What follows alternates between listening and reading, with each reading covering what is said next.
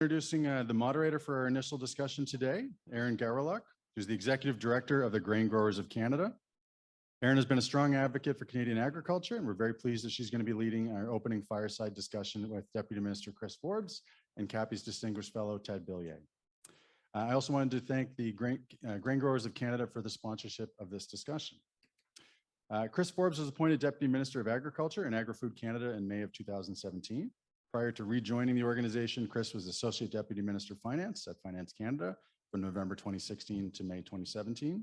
And before that, and prior to joining the federal government, worked for the Government of the Northwest Territories and the Toronto Dominion Bank.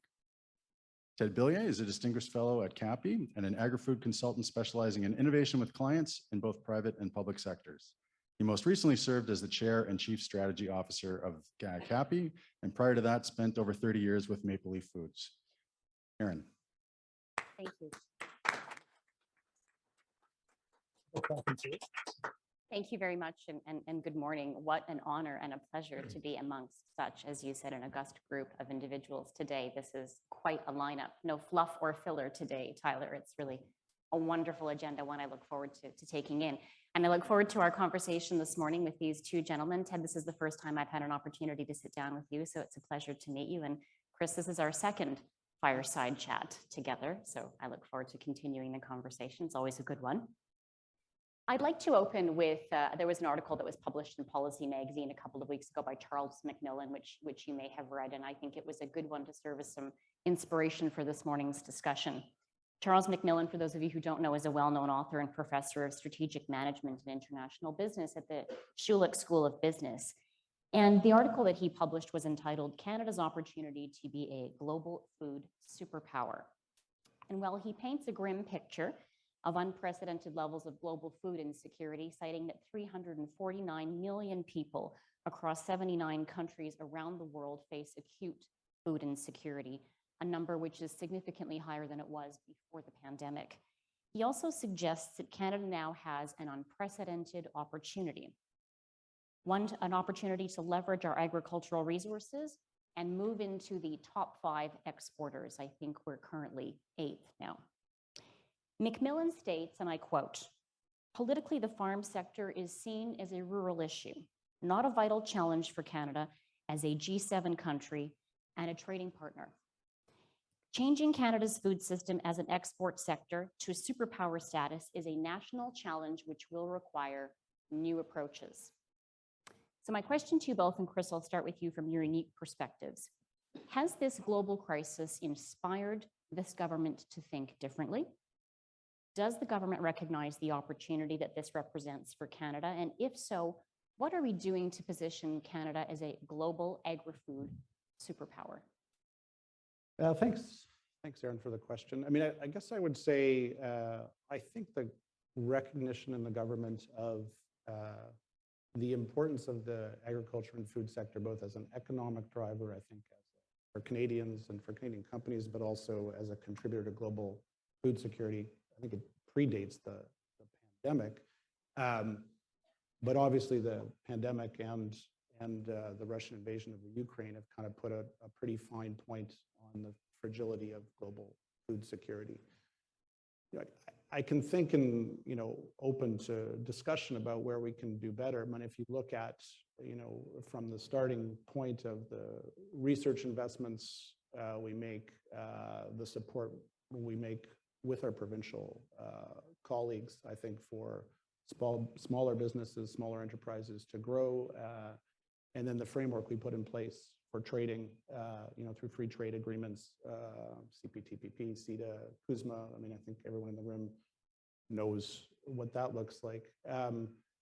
We've got the framework in place, I would say, to take advantage.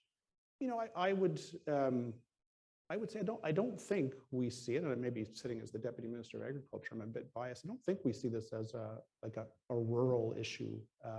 Quite honestly, I think we see this as a fundamental part of Canada's economic opportunity. And maybe the last example I'll give there is when we looked for superclusters, right? One of the 5 superclusters that the government sort of put together at the start of their innovation investments was the protein industries cluster, right? A recognition at least one part of the opportunity that the agriculture sector provided. So look, I don't want to claim that we've got it all right, but I would say that recognition is there, and we've done a lot of work to help take advantage of the opportunities that are out there.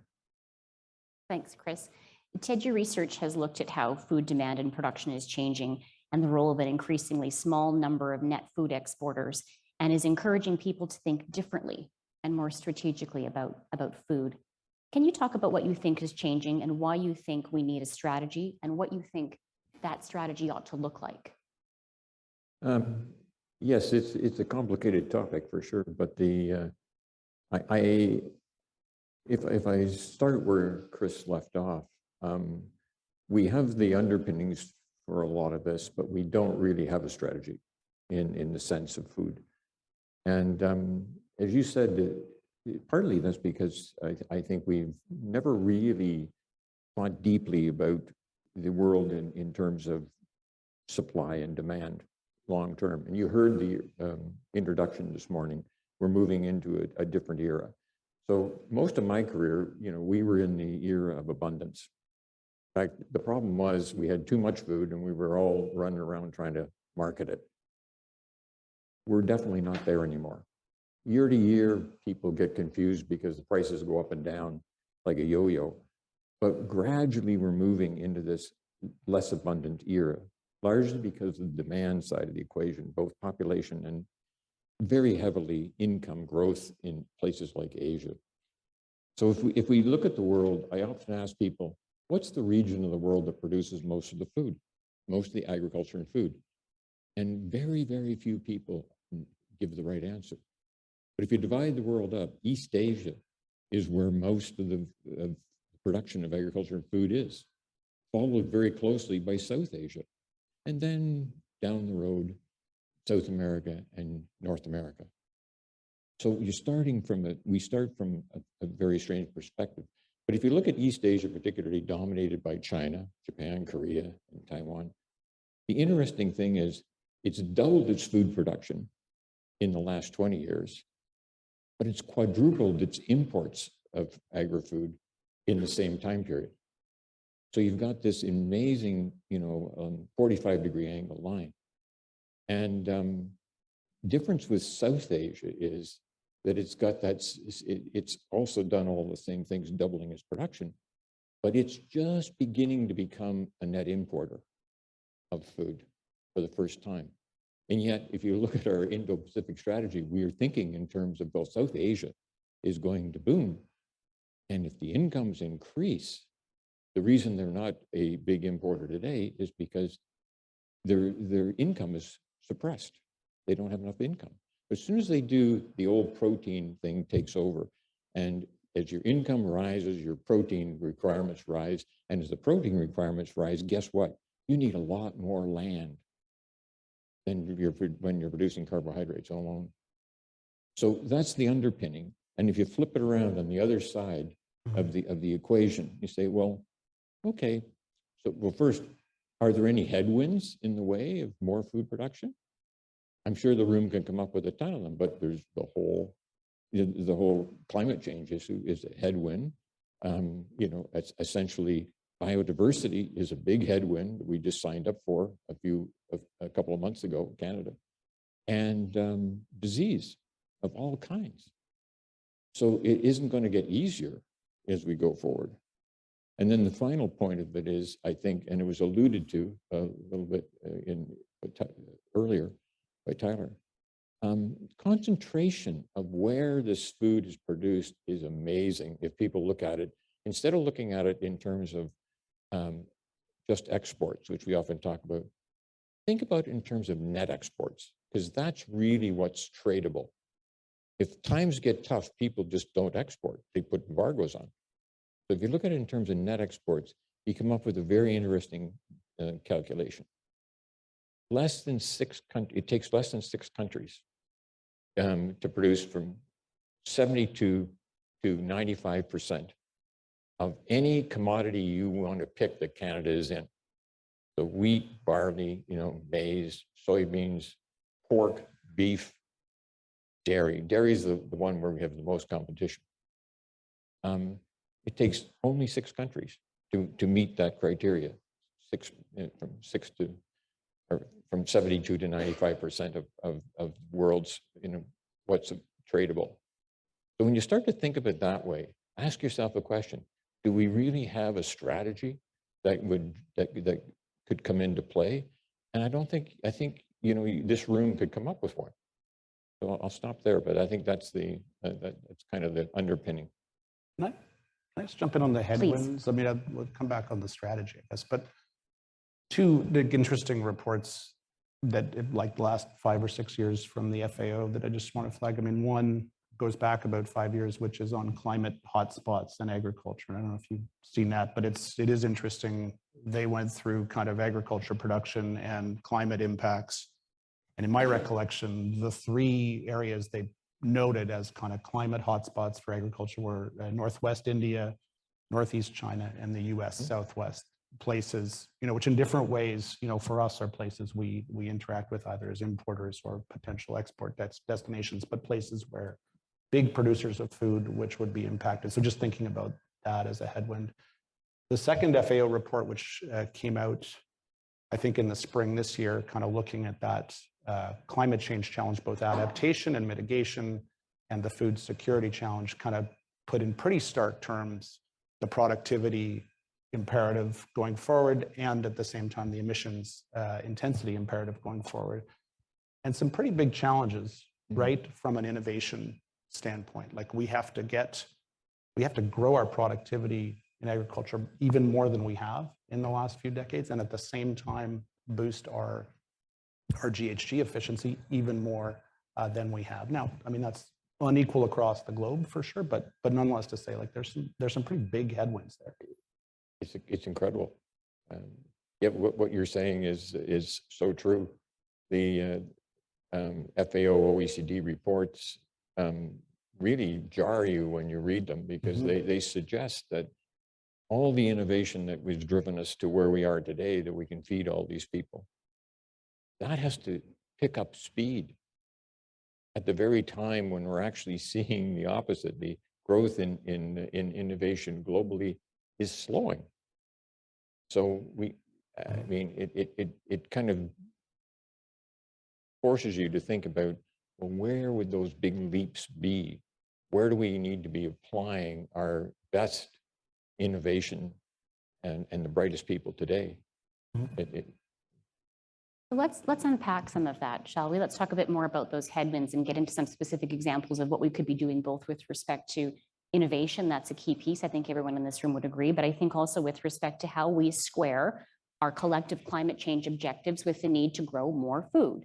And so, this is a headwind, and I would suggest that very often when we talk to some of our farmer members, they recognize that this is a key focus. We use the word sometimes a preoccupation of this government, the climate, the environment, sustainability, and the role that Canada's agriculture sector can play in mitigating the impacts of climate change. And we recognize that Canadian farmers have always been at the forefront of best practices and innovation, of ensuring that their operations are sustainable, profitable, efficient. And I see this commitment reflected in Grain Growers' Net Zero by 2050 campaign, where I was very pleased to see that we had unanimous support from every single member of our national association in support of a commitment to net zero by 2050, because I think that that's an acknowledgement that Canadian farmers know we're doing well in this space, but there's more to be done.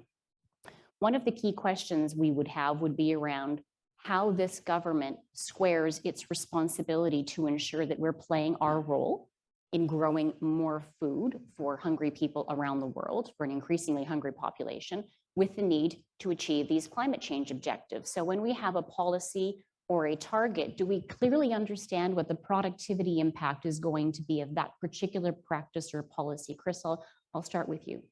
Yeah, no, thanks, Erin. I mean, the way we've approached it at Agri-Food Canada is we've kind of advised to the government is we start, with the science, right? Like, what do we understand about what's feasible? So we really tried to avoid getting into, aspirational ideas that have no, like, we want to be concrete because we recognize it's challenging in agriculture, in primary agriculture in particular. So we have to think about, what works in Eastern Canada, what works in Western Canada, what works in Ontario and Quebec. We have to think about, the realities of different cropping approaches, different crops, different commodities. We're very fortunate in our department. We have research centers, as most of you would know, across the country, 20 of them. We have very good kind of understanding of local, whether it's climatic conditions or regional climatic and soil conditions, understand practices. And so I think we've tried in any of the work we're doing, and whether it's through our targets, the programming that we've laid out, like the On-Farm Climate Action Fund and others, to really focus on, what our scientists in their work with the sector, and many of the organizations would be in this room, what they tell us is kind of feasible in a short term and what are kind of reasonable rates of adoption, right? Too, because some practices, we don't expect 100%, right? We just know that you won't get to 100% adoption of a lot of things. So how do you set out reasonable, right, targets? Then I think, the next question is, how do you put the programming and other supports together, whether it's through financial incentives, whether it's through extension services. Obviously we have a very strong partnership with the provinces in this regard through the agricultural partnership and the new sustainable agriculture partnership. So, our efforts really are to make it, focus on what's feasible, pragmatic, and keeping in mind when I talk about the science, that all that's got in the background, that other part of the challenge, which is to keep productivity growing, right? So we're not in the world of saying cutting productivity in order to cut GHGs, but what are the star practices, the best practices? What does the science tell us is adoptable? And we'll actually deliver the kind of results on both fronts that we think we need. Thanks, So Chris. that's the approach that we're taking as we advise the government as we build up kind of programs and policies. Ted, anything to add with respect to how we sort of square our need to address the climate crisis while increasing productivity overall? I don't think it's very profound, but what I'm going to suggest is that our target, if we really are looking at the global commons and not just getting a check mark in our own box that how well we did on something, then we really want to keep the focus pretty heavy on making sure that we do no harm to production while we're doing good on the whole climate scene. And the reason I say that is because whatever we don't produce, given what I just laid out earlier, is going to get produced somewhere where it's going to be a lot more carbon intense, a lot worse for everybody. So, we have this habit in Canada, and I don't fault Ag Canada for any of this at all. But we, as Canadians, we set out to try to do good and we want to look good. But sometimes that gets in the way of doing the right thing. A very controversial subject, but it's a little bit the same. The fact that we have told the Japanese we won't sell them natural gas so they can get off coal, and you get a big hit the first day you go from gas, from coal to gas. It would be the same way if we cut our production in any way. So my vote would be, we put more of our effort into the innovation category. Give Chris's people the money to run the innovation facilities, that he's got, the science side, and focus it on what's good for Canadian crops in those regions. If you think back in history, what was the biggest success we all celebrate? Canola.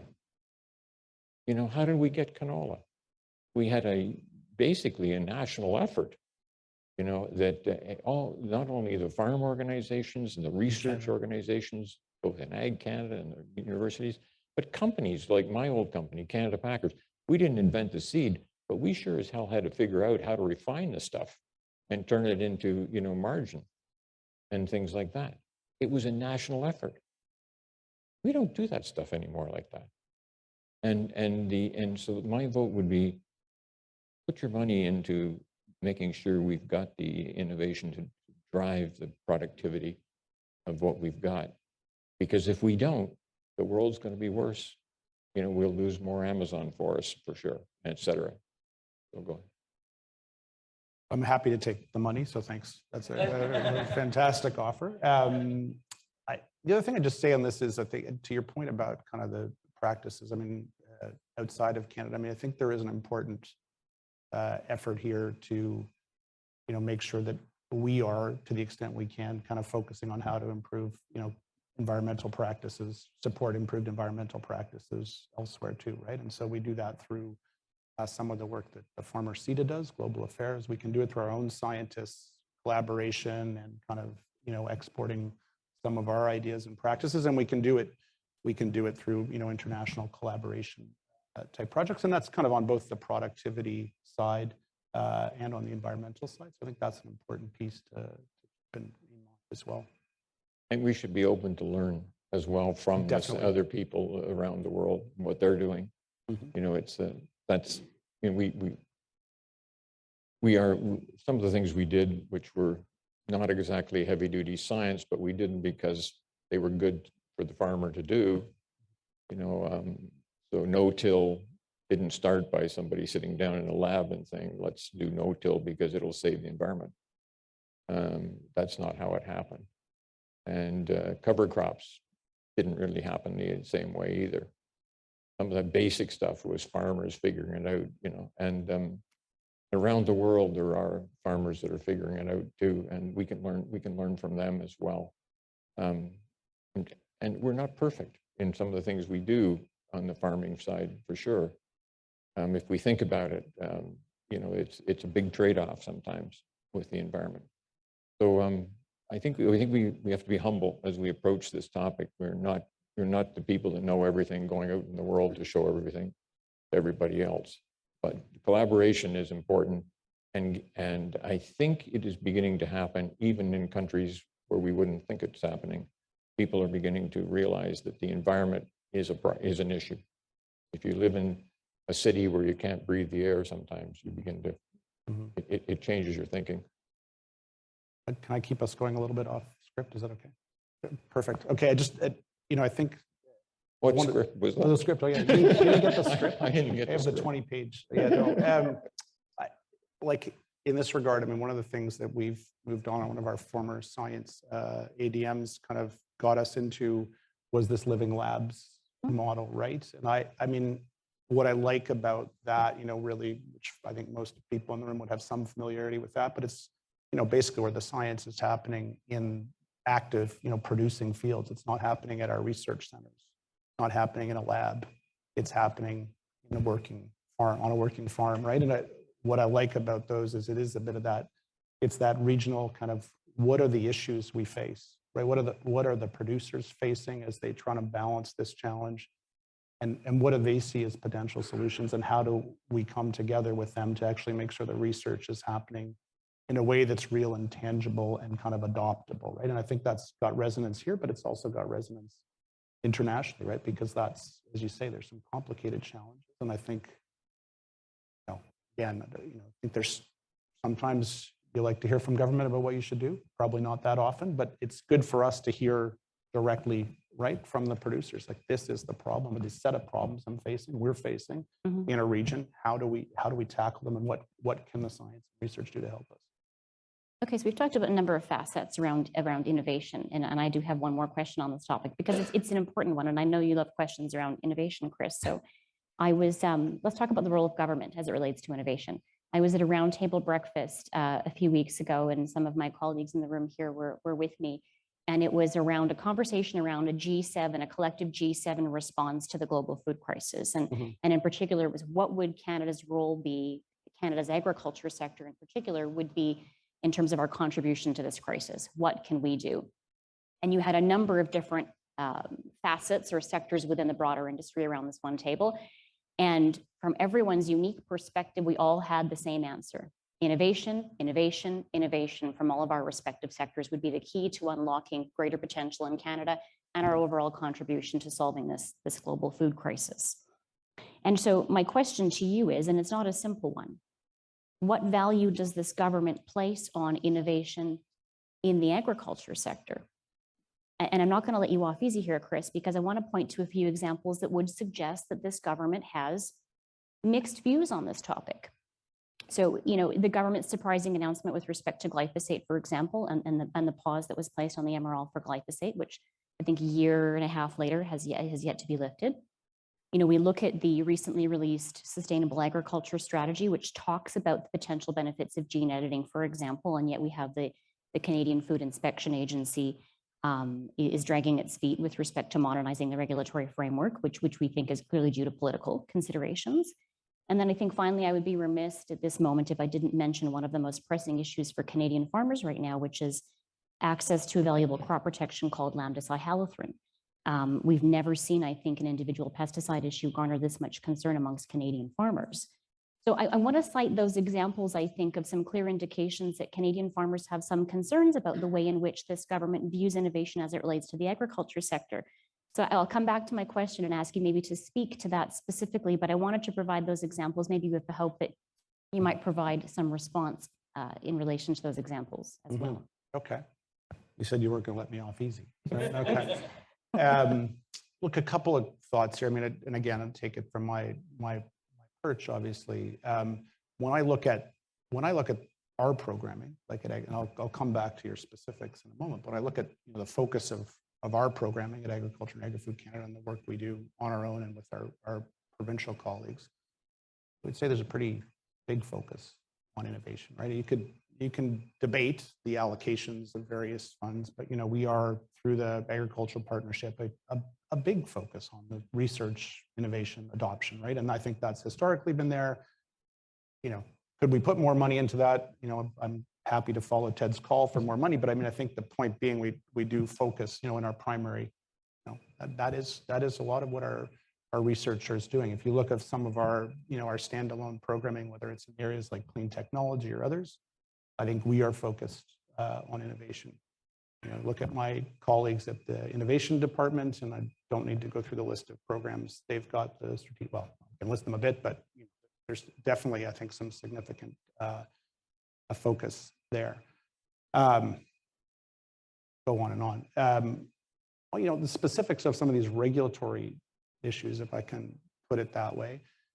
I mean, look, a couple of things that had my experience in the 5.5 years I've been the Deputy of Agriculture in the federal system is regulatory change, regulatory adjustment never goes fast enough for industry. I mean, I think that's been my experience, right?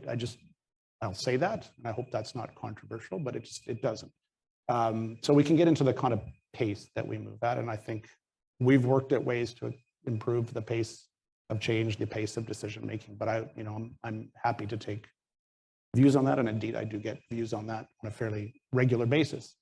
Our regulatory system, I would argue, and you've raised some specific irritants.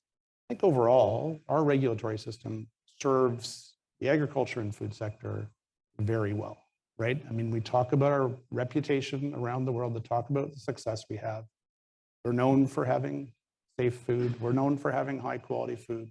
I think, I take the Food Inspection Agency, and I might, challenge a bit the dragging their feet point or terminology. But I mean, I would say, the CFIA's work here and abroad is kind of a key underpinning to the success of the sector in global markets. Absent the CFIA, right? Absent the good work of the CFIA, a lot of these markets would not be as promising. So I've avoided answering your 3 points till now, Yes. but I will come to those, right? I'm obviously not in a regulatory, I mean, we're not a regulator, but obviously there's a part of these things that involves due diligence, and science is not always clear. And we also have, from time to time, right, perception issues that come up in interactions between regulated parties and the regulator. So would we like the gene editing guidance to come out soon? Would like that to be finalized. I mean, I think that's work underway at CFIA. I think, do we wish it had been quicker and simpler? Probably, but it's getting done apace. I'm forgetting what were your other issues? Lambda-cyhalothrin. Right. I mean, the PMRA, we can I mean, I can't debate the science with PMRA. They've done the science, you know, we've got to engage with stakeholders on that. But I mean, they've got a mandate, right? And we can debate the outcome, but they've made a decisions based on the science that they've seen. And obviously, in our role, one of the things that we try to do, right, is make sure that the information, in this case, PMRA, has all the information about impacts on the sector, and the sector has all a good understanding of what PMRA is trying to do. Do we do that perfectly? Probably not. We could probably do better. But again, I mean, I think that's a regulatory process. Not every regulatory decision is going to be, you know, popular with or helpful for stakeholders, right? But the regulators have to balance that need for safety, food safety, human health with the economic needs, right? I always think we can do better. Like I'm not trying to challenge that point, but I think, you know, these are issues that we try to work through. But I think when we think about the I'm not sure that the regulatory system overall, I think again, could do better, but I think we kind of go back to, is this working for the sector? Is it working for Canadians? And I mean, I would argue overall, it does a pretty good job. Thanks, Chris. Ted, did you want to weigh in on this at all before I switch I thought gears? Chris did a great job on that one. I just leave that one alone.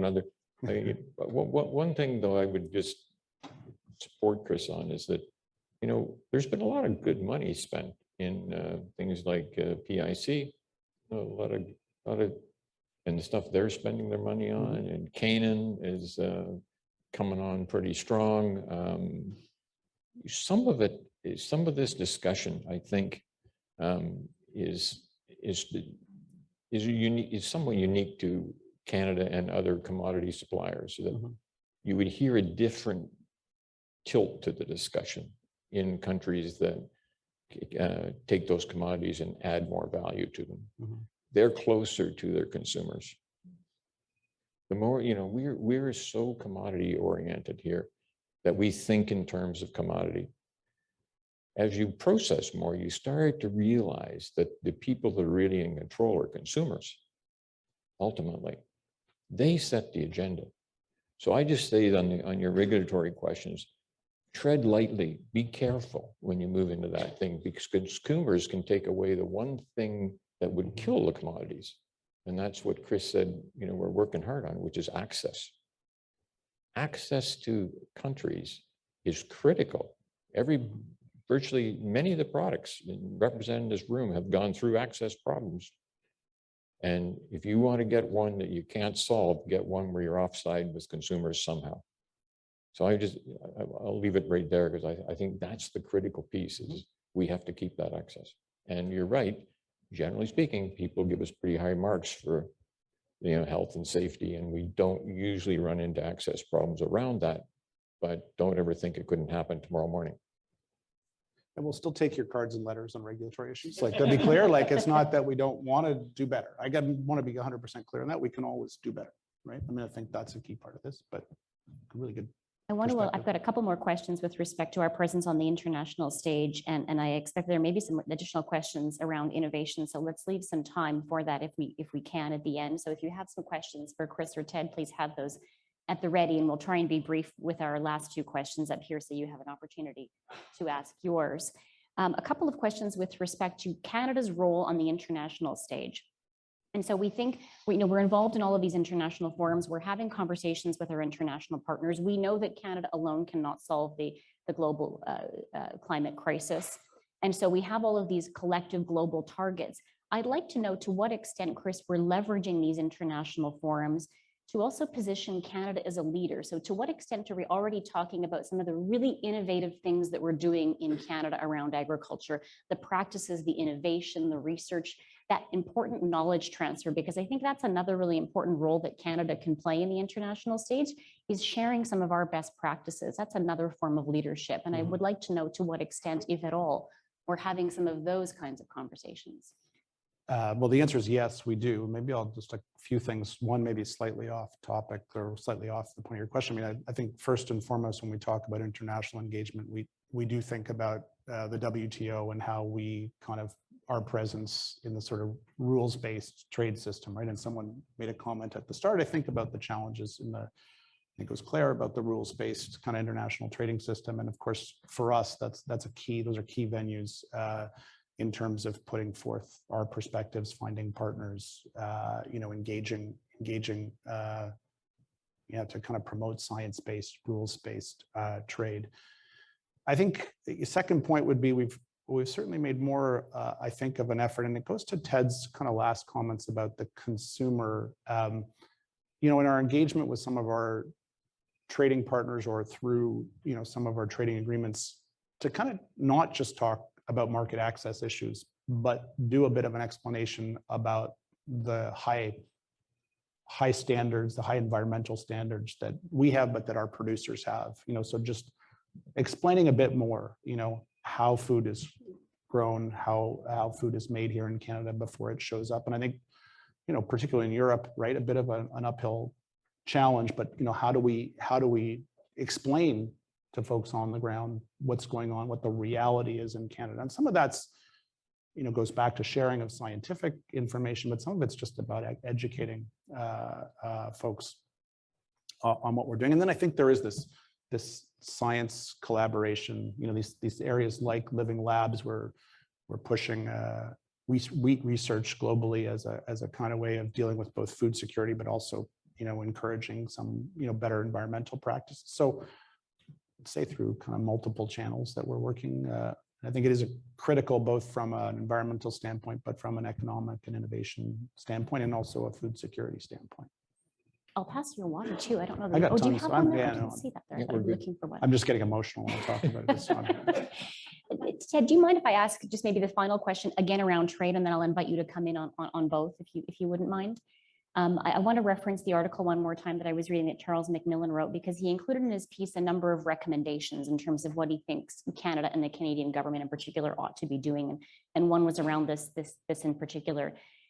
He said that trade promotion should be the leading target of agricultural departments and include benchmark targets by country, products, and especially underserved markets where Canadian exports are low or non-existent. And so with respect to trade promotion, and this recommendation in particular, I'd like to invite either one of you, both of you, to comment on what the Canadian government is already doing in your view, or what you think perhaps they ought to be doing in this space. Did you want to kick us off, Ted, on this final question? Yeah, I'm going to try to figure out how I say this so it won't come out wrong. But, trade promotion is important, but it's not near as important as access. And so why would I say that? Because, as where we start today, as I said, we're largely, not entirely, but we're largely, and I would say, unfortunately, largely a commodity supplier. If we need to migrate more to being either a supplier of ingredients or a supplier of actual finished products, so we can use the idea of promotion better. Because when you're promoting, if you're promoting a bushel of wheat, who do you think's buying that bushel of wheat? It's not a consumer. It's a very knowledgeable buyer on the other end, and the same with canola. They know as much about that canola and that wheat as the seller. They're experts. My friend here from Japan would tell you, I spent a good deal of my career there. I never met people who were the greater experts on the actual product. So I went into the room with real respect for the buyer. I didn't have to promote that. But if you've got consumer products, then promotion becomes really important, because you're talking about things that consumers, they want, and they'll specify. Well, they can't buy the wheat, and they're not going to tell the bread manufacturer, I want my bread with Canadian wheat only, or they feed their hogs with Canadian barley only. So we need to rethink what that really means when you're talking about that. And I think the author needs to rethink it. I would love to see us be in a position where we had to do more of that. And part of the other problem is we don't have scale in Canada in our processing companies, the food processors. That scale's on south of the board. So we export the commodity, we re-import the value-added product.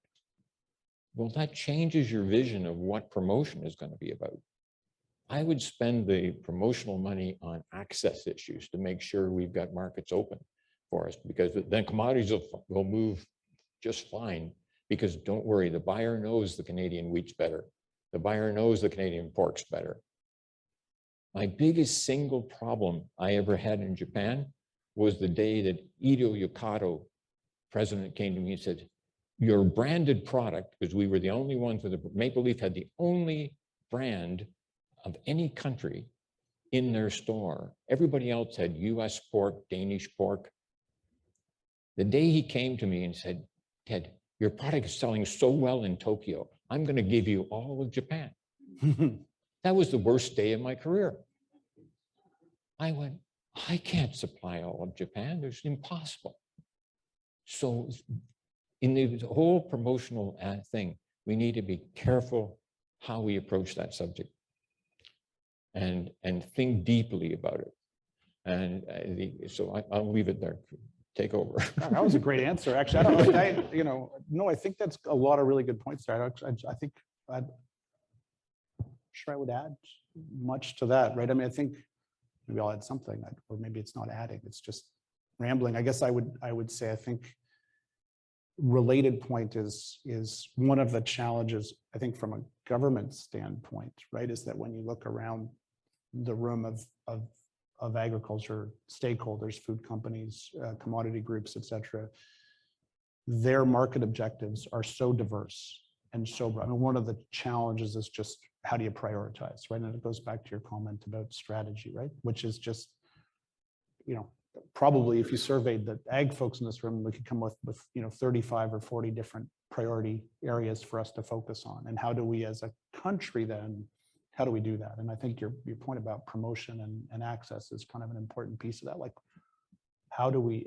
make sure, some of that sits with us, but I think to be really honest, I think one of the challenges is that the group, our stakeholder group is so diverse.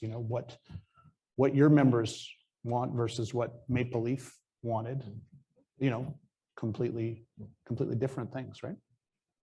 I would add one more point to it. And so it is important that people more broadly understand the good things we do. I'm just not quite sure how we do about that, because if you look at all of our grains, for example, all the surveys show we're a low residue supplier.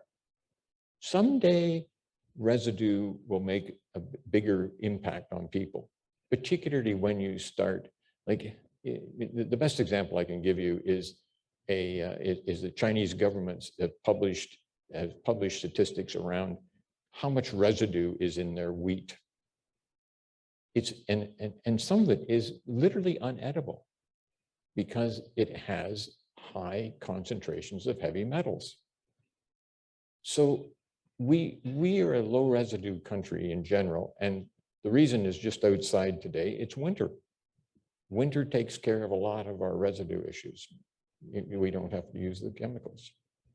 In the pork side of the equation, we have something that you can't do with the largest pork producer in the world in China. They can't do, and that's to raise pork without antibiotics. You can't build, high-rise towers, stick pigs in them for 12 or 13 floors and not use antibiotics. It doesn't work. And so there's many things we do here, and we produce a lot of that, free from and low residue and all kinds of other things we could talk about, including a low carbon footprint in terms of intensity, which I wish we talked about more, and as the benchmarking. And I do believe we should publish our benchmarks. But that's the kind of promotion that might affect the buyer, because the consumer in those countries is going to start asking questions that they should be asking today, and they're not in some of those countries. And some of those countries simply can't do these things, so they don't want to talk about it. So I think that's the kind of promotion that's more subtle. It's not going to a trade show and whining and dining the customers. That's important, but it's not really the right motion. So I would think about how do you get those benchmarks out there. CAPI's involved in David in the room here somewhere, but I think Tyler could tell you more about it, but they're involved in a bit of a benchmarking exercise that would publish some of this stuff. And I think that's all to the good.